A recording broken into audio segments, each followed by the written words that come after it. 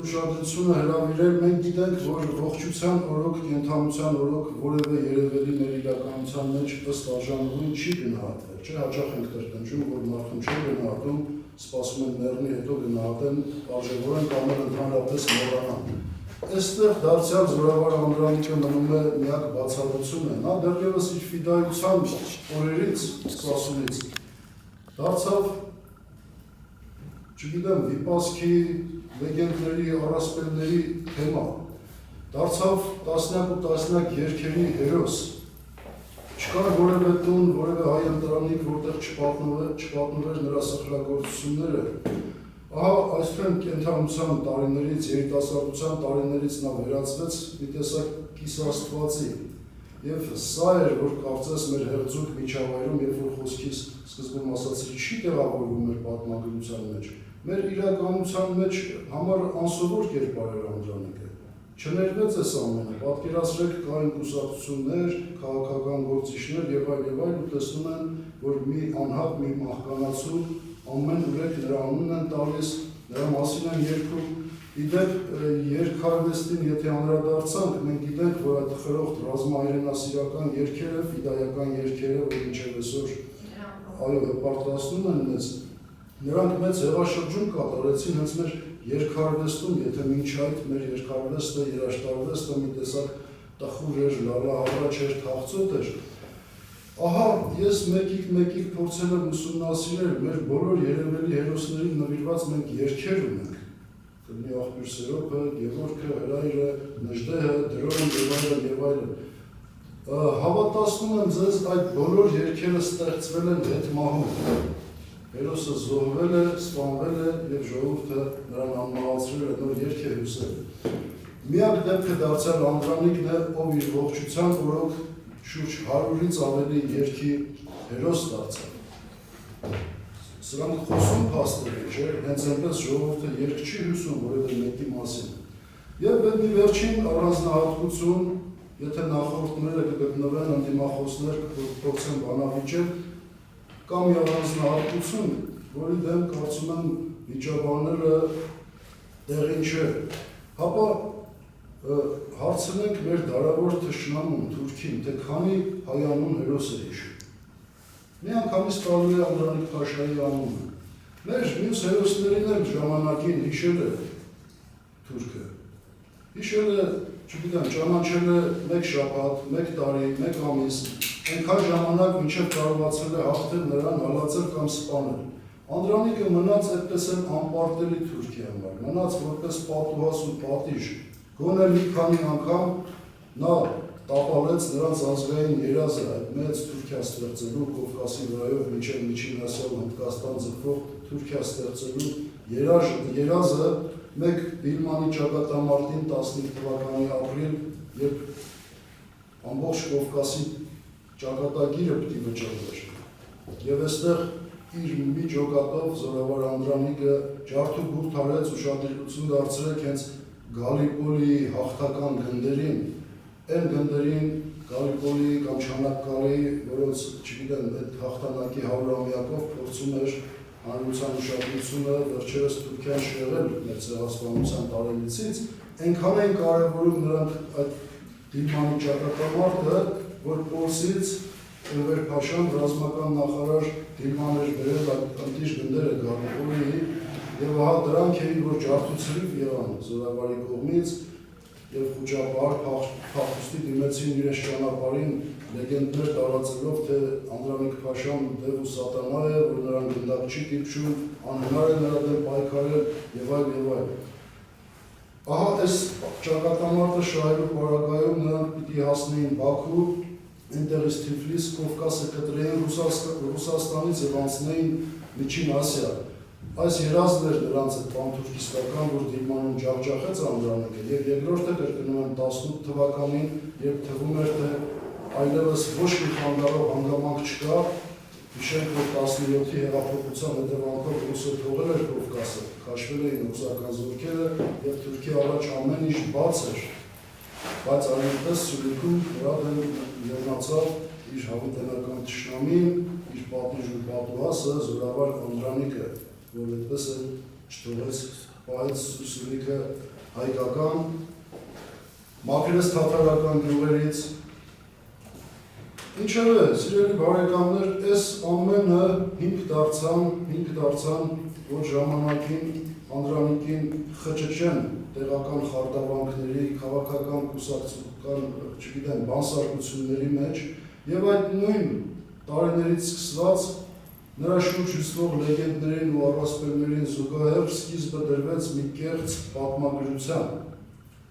Առաջի սերունդը այդ մոգոնված կեղծիքներին չէր հավատում, որովհետև գրեթե բոլորն էլ տեսել էին Անդրանիկին, բոլոր ընտանիքներն էլ նրա զորամասերում զինվոր էին ունեցել,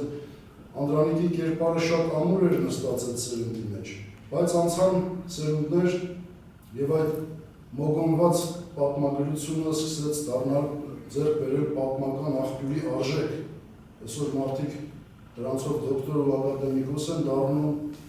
չգիտեմ, հղումներ են անում եւ ակամա տարածում են այդ կեղծիքը եւ ինչ տեսակ ասես մեղադրանքներ որ կհանդիպենք զորավարի շուրջ հյուսված, մոգոնված, չգիտեմ, մի քանիսը գոնե ես կարող եմ թվարկել, որ ասում էին ինքնիշխան է, ըմբոստ է, գոռոզ է, ոչ մի հեղինակություն չի ընդունում, ինքնագլուխ է, ոչ մեկի չի ենթարկվում, իհարկե չէր ենթարկվում։ Այդ ում պիտի ենթարկվեր Անդրանիկի պես այդ վիթխարի ուժը, հզորությունը, միակ հեղինակությունը ինքն էր։ Երանի լիներ այդպիսի մեկը, որին ենթարկվեր Անդրանիկը, եթե լիներ այդպիսի մեկը, մենք երկու Անդրանիկ ունենայինք։ Եթե երկու Անդրանիկ ունենայինք, ինչպես ժամանակին սպարապետ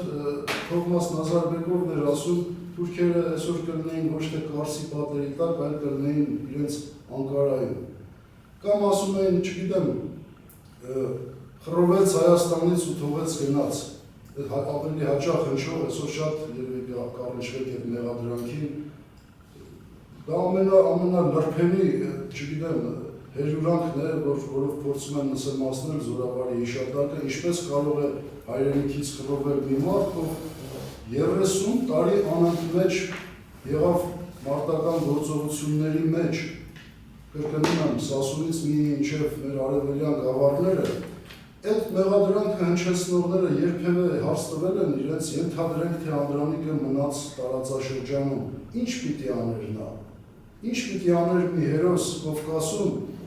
որից օձիք էին թափ տալիս եւ թաթարները, եւ թուրքերը, եւ բրիտանացիները, եւ գերմանացիները, եւ իր հայրենի կառավարությունը առաջին հանրապետության, բոլորը երազում էին, որ Անդրանիկը հեռանա տարածաշրջանից։ Ենթադրենք չէր հեռացել, մնացել էր։ Բնական է, նա պիտի անցներ զինվորական ծառայության, չէ՞, ինքը զինվորական էր։ Պիտի իր 30-ամյա փորձառությունը իսպաս դներ այդ փոքրիկ Հայաստանի, նորաստեղծ Հայաստանի սահմանների պաշտպանությանը։ Որևէ մեկը մտածել է, ում ենթակայության տակ նա պիտի ծառայության անցներ։ Պաշտպանության նախարար Ռուբեն Տեր-Մինասյանի, նրա տեղակալ Դրոյի անուններ չտամ, մարդիկ, որոնց ժամանակին պատժել էր արկածախնդրության, Թուրքիա հետ Սիլիբիլի անելու, խմբապետական, չգիտեմ, կապիկությունների եւ այլի, որևէ մեկը որ մեղադրում է, կրկնում եմ, իրեն հարց տվել է, ինչ պիտի աներ Կովկասում բոլորից, բոլոր ուժերի կողմից մերժված զորավար Անդրանիկը։ Եվ իմ վաղամերիկ գրող ընկերներից մեկը շատ պատկերավոր է հարցին պատասխանել։ Ասում էր նա այսպես մոտավորապես, որ Անդրանիկը Կովկասից հեռանալով մեզ փրկեց եղբայրասպան լինելու նախատինքից։ Այդ էր լինելու վերջը, այդ ձեռագիրը մեզ անծանոթ չէ, իսկ Անդրանիկի մահը շատերն էին տենչում, փառք Աստծո նրան ոչ միայն թշնամու գնդակը չտիպավ, յուրայինի գնդակն էլ չտիպավ, իսկ այդպիսի փորձեր եղել են, հավատացնում եմ ձեզ։ Երևի այսքանով ես ավարտեմ, թողենք հարց ու պատասխանին նաև որոշ ժամանակ, խնդրեմ եմ։ Եթե հարցեր կա, սիրով պատասխանում։ Պարոն Վարդանյան, դուք նշեցիք, որ առաջին հանրապետության տարիներին քաղաքական գործիչներն էին մերժում։ Հիմա ներկայիս այս ժամանակահատվածում է խանգարում Անդրանիկի փառաբանումը այդ ուղին ցույց տալը, այսինքն այդ պատմական ճշմարտությունը վերհանել։ Հիմա ում է խանգարում, ում ձեռնտու չի, որ ամբողջը նորովի ներկայ է։ Տեղին ու ցավալի հարց է, գիտեք, ես ունեմ դրա պատասխանը, բայց ավելորդ կրկեր չբողոքելու համար փորձեմ հարցի հակառակ ծայրից սկսել։ Տեսեք, 150-ամյակը անցավ անցած տարի, մենք նույնիսկ մի հանձնաժողով չստեղծեցինք։ Երբ որ իմ խորին համոզմամբ այսպիսի հերոս որևէ ժողովուրդ չունի, եթե մենք 5 տարի առաջ էինք արդեն ստեղծել ցեղասպանության 100-րդ տարելիցը նշող հանձնաժողով, ամենաբարձր մակարդակով, գոնե 15 տարի առաջ պիտի ստեղծեինք Անդրանիկի 150-ամյակը, որով նշող հանձնաժողով, որովհետև եթե ցեղասպանությունը մեր պատմության այդ ամենաողբերգական էջն է, գանգերով, ոսկորներով, զարորանքով լցված է, մենք պարտավոր ենք հիշել, որ հենց այդ ողբերգական օրերին ձևավորվեց մեր պատմության ամենահզոր կերպարը, հենց Եղեռնի տարիներին ձևավորվեց ու ահեղացավ Զորավար Անդրանիկը։ Հիմա ձեր հարցին գամ, պատմությունը, ավելի շուտ պատմագրությունը, սիրում է պատվեր ու պատվիրատու։ Դա գալիս է դեռևս մեր պատմահոր ժամանակներից Մովսես Խորենացուց, եթե կարդում եք առաջաբանը, ինչպես հիշում եք, նա էլ գրում է ինձ պատվիրեց այս ինչ իշխանը, ասաց այս ինչ շրջանի մասին պիտի գրես եւ այսպես պիտի գրես։ Եվ այդպես հետագայում մեր բոլոր պատմական աշխատությունների պատվիրատու են դարձել եկեղեցականը, եկեղեցին, կուսակցությունը, հետագայում պետությունը, ազգային անվտանգությունը եւ այլ։ Ահա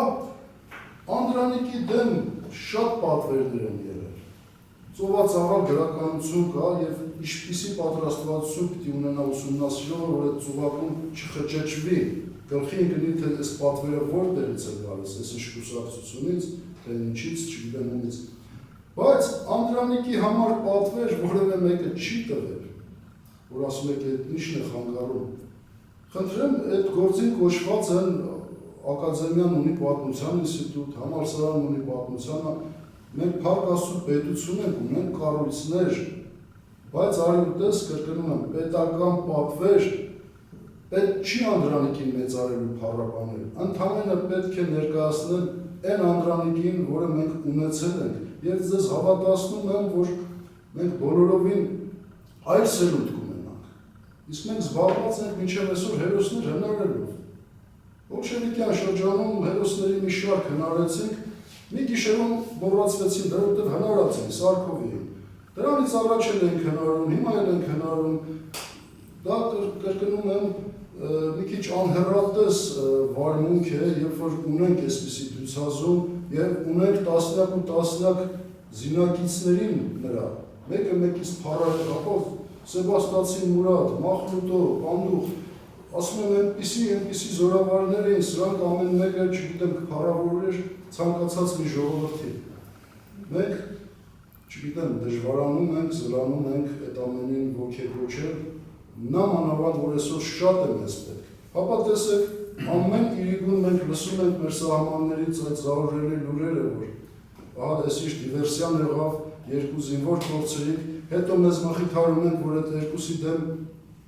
4, 5 կամ 10 զոհ պատճառեցինք թշնամուն։ Դա մխիթարանք չէ, այսպիսի թվաբանություն Անդրանիկը չէր ընդունում։ Նրա թվաբանությունը մեկը 1000 էր, մեկը 5000 էր, իր զինվորի արյան ամեն կաթիլը իր համար բացարձակ արժեք էր, եւ այս թվաբանությամբ նա առաջնորդվեց իր ամբողջ այդ 30-ամյա հագեցած մարտական գործողությունների ճանապարհը։ Պարոն Վարդանյան, թե դուք ասում եք պետության կողմից պատվեր պետք է լինի, բայց օրինակ անցած տարի նոյեմբերվանը մեր հրատարակչությունը տպագրեց Ռուբեն Սիմոնյանի գրքերը, ռուսերեն եւ հայերեն լեզուներով, երկու տարբեր գրքեր Անդրանիկի մասին, եւ կարծում եմ, եթե իրոք Անդրանիկին պաշտոններ կան, իրոք մարդիկ կան, որոնք անկախ ամեն ինչից, հետապնդումից կամ իրենց ինչ-որ ձևով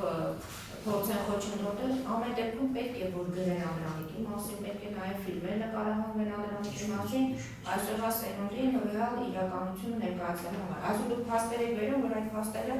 կարելի է ինչ-որ ձևով եւ դասագրքերի միջոցով, այսինքն եթե լինեն մարդիկ, որոնք իրոք նվիրյալներ են, ոչինչից չեն վախենում, այսօր այդ պետական պատվերահասկացողության հետ գործ չեն ունենա եւ Ինչու ոչ ֆիլմերի, գրքերի միջոցով այդ ամենը կարելի է հասկանալ։ Ցավալին այն է, որ մնում է առանձին անհատների, կազմակերպությունների խղճին։ Տեսեք, այս գրքերն եք այսօր ժողովրդակայակոչում իմ թանկագին բարեկամն է Ռուբեն Սիմոնյանը։ Այսօր պարզապես քաղաքում չէ, դրա համար չեն գրավել ճաշեն, բայց երեք մենք հարցազրույց ենք ունեցել, այսինքն մենք որպես լրատվամիջոց ինքներս արդեն աջակցում ենք այն մարդկանց, ովքեր ասելիք ունեն։ Հատկապես այս գրքի վրա սիբիրական վաշտի բոդիսականը։ Տեսեք, դուք կարող եք հարցնել, դա ինչ սիբիրական վաշտ է, չէ՞։ Այս վաշտը առաջին աշխարհամարտի առաջին օրերին 14 թվականին մենք գիտենք, որ ինչ արեցին թուրքերը։ Մեր երիտասարդությանը իբր զորակոչեցին բանակ, հետո սպանեցին, այսինքն թողեցին, որպեսզի հեշտ ցեղասպանությունը իրականացվեր։ Բնակչությունը մնար որպես ծերունիներ, կանայք, երեխաներ։ Առաջին օրերին մի քանի 100 արևմտահայ տղաներ կարողացան հանձնվել ռուսներին մեծամարտերի ժամանակ։ Դե ռուսներ շատ չէր տարբերում իր բռնած գերի թուրք է, քուրդ է, թե հայ է, քշեց բոլորին Սիբիր։ 18 թվականին այս 300 արևմտահայերը, որ վերջապես հեղափոխություններ տեղի ունեցել եւ այդ տաժանագրությունից ազատվեցին, ինչ դժվարություններով հասան Կովկաս, հատուկ նպատակով, որպեսզի մտնեն Զորավար Անդրանիկի վերջին զորամասի կազմում։ Այս զորամասով է, այս տղաներով է նա գնացել, որ քիչ առաջ ասում էին մինչև Նախիջևան ու Զանգեզուր, եւ փառք Աստծո մի ռուս պորուչիկ Իրկուտսկի սիբիրցի պորուչիկ Ալեքսեյ Կոլմակովը, որ այդ ամբողջ ճանապարհը կռվեց Անդրանիկի հրամանի տակ, հրաշքով ողջ մնաց եւ 19 թվականին իր հուշերը հրապարակեց Զորավար Անդրանիկի մասին։ Մենք այսօր դրա մասին չգիտենք եւ կամ շատ քչերը գիտենք։ Կարդում ես պարզապես փշաքաղվում ես, որ ռուս զորականը ինչպիսի մեծարանքով է խոսում մեր զորավարի մասին։ Այնպիսի գնահատականներ կան, որ ասում են, ինձ թվում էր, թե ռուս զենքի դեմ աշխարհում որևէ ուժ չի կարող դիմակայել եւ այլ ամենահզորը մենք ու հանկարծ այս Կովկասի այս զարուրանքների մեջ ես տեսնում եմ մի զորավարի, որի համար անհնար ոչինչ չկա։ Իր սակավաթիվ ուժերով այնպիսի աներևակայելի մարտական գործողություններ է իրականացնում, որ մենք չենք սովորել մեր ակադեմիաներում, մեր դասագրքերում եւ այլ։ Ահա այդ հուշերի հիման վրա է պարոն Սիմոնյանը այս աշխատությունը գրել։ Այս մեկն էլ որ անցած տարի լույսը ծայեց մասունքներ, այն զրույցներն են, որ ժողովրդի մեջ պահպանվել են, ցավոք տասնյակ այդպիսի նվիրական զրույցներ խորհրդային տասնամյակներին մոռացվեցին, որովհետև արգելված էր Անդրանիկի մասին խոսելը եւ այդ սերունդը անհամար զրույցները տարավ իր հետ։ Կրկնում եմ, սա Ռուբեն Սիմոնյանը որպես նվիրյալ արել է իր միջոցներով։ Իմ ասածը պետական պատվերի մասին է։ Անդրանիկագետներ, կոնկրետ ասպարժիկան երիտասարդական անդրանիկագետներ, այսինքն մարդիկ, ովքեր կշարունակեն գոնե իրենց ուժերի, իրենց հնարավորությունների սահմաններում Կարծում եմ կան, որովհետև գոնե անցյալ տարվա ընթացքում նախ ես շատ էի ոգևորվում, որ տարբեր երիտասարդական կառույցներ հրավիրում էին ինձ դասախոսություն կարդալ զորավարի նվիրված։ Պատկերացրեք 20-25 տարեկան երիտասարդներ, այդ վերջում այդ հարց ու պատասխան ավելի երկար էր տևում, քան բուն դասախոսությունը, ու դրանով է ես մխիթարում, որ իսկապես մի սերունդ է մեծանում, որ փորձում է սրբագրել մեր պատմությունը։ Զգում է այս սերունդը, որ ինչ-որ բան այն չէ, ինչ-որ բաներ կեղծել են, թաքցրել են իրենից։ Այդ դա մխիթարական մի միտում է, եւ այսօր ես գիտեմ մի քանի երիտասարդների, որ իսկապես պրպտում են, փորձում են այդ անթեղված, թաղված ճշմարտությունը վերհանել։ Իսկ Անդրանիկը կրկնում է, նա այն ահռելի մեծությունն է, որ 1000 կուսակցություն, 1000 տարի որքան էլ ծտի չի կարող թաղել նրան, չի կարող պարտակել։ Մի օր դուրս է գալու իր վիթխարի կերպարանքով ներկայանալու է մեզ։ Եվ հենց այդ երիտասարդների ձեր նշած երիտասարդների շնորհիվ, այո, կան այդպիսիք, որ իրենց նվիրել են այդ ասպարեզին։ Իսկ այսօր կա միջոցառումներ Անդրանիկի ծննդյանօրվա կապակցությամբ ինչ-որ։ Ենթադրում եմ, որ շատ կան։ Եթե իմ լավ բարեկամ, ավագ բարեկամ Ռուբեն Սիմոնյանին հրավիրել են Տավուշի գյուղ միջոցառում անցկացնելու, նախ ուրախանանք, որ գյուղական բնակա ամեն մեկը իր չափով։ Հիմա մենք պիտի գնանք Եռաբլուր ժամը 1-ին է բուն միջոցառումը Զորավարի այս վերջին հանգրվանում, մեր Եռաբլուր Պանթեոնում։ Այնտեղից կոնկրետ ինձ հրավիրել են Ալբովյան, էլի երիտասարդական միություն է, քաղաքային գրադարանում դասախոսություն կարդալու, վստահ եմ դպրոցներում, մարզերում, ինքնաբերավոր։